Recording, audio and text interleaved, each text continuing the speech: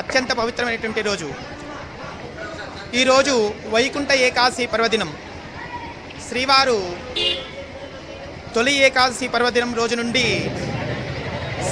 శేషశైలం పైన స్వామివారు పవళించి ఉంటారు.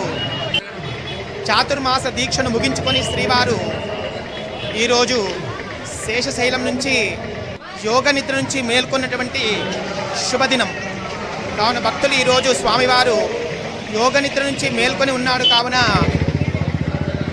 ఎదురుగా తూర్పు దర్శనం కాకుండా స్వామివారికి ఎటువంటి అభ్యంతరం లేకుండా ఉత్తర ద్వారం ద్వారా స్వామిని భక్తులు దర్శించి ఈ వైకుంఠ ఏకాదశి రోజు స్వామివారి దర్శనం అత్యంత మోక్షదాయకం కావున స్వామివారిని ఈరోజు వైకుంఠ ద్వారం ద్వారా అనగా ఉత్తర ద్వారం ద్వారా దర్శించి స్వామివారి యొక్క అనుగ్రహాన్ని భక్తులందరూ కూడా పొందుతున్నారు.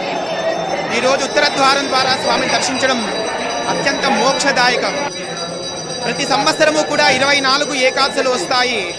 అందులో అత్యంత శుభమైనటువంటి ఏకాదశి వైకుంఠ ఏకాదశి కావున భక్తులందరూ కూడా ఈరోజు దివ్యాలంకార భూషితుండైనటువంటి శేషశైలవాసుడు శ్రీమన్నారాయణ స్వరూపమైనటువంటి వెంకటేశ్వర స్వామిని భక్తులందరూ కూడా దర్శిస్తూ తరిస్తూ ఉన్నారు. ఈరోజు రామనగరంలోని శ్రీ వెంకటేశ్వర స్వామి దేవాలయంలో కూడా ఈ వైకుంఠ ఏకాదశి పర్వదినం అత్యంత వైభవోపేతంగా నిర్వహించబడుతోంది.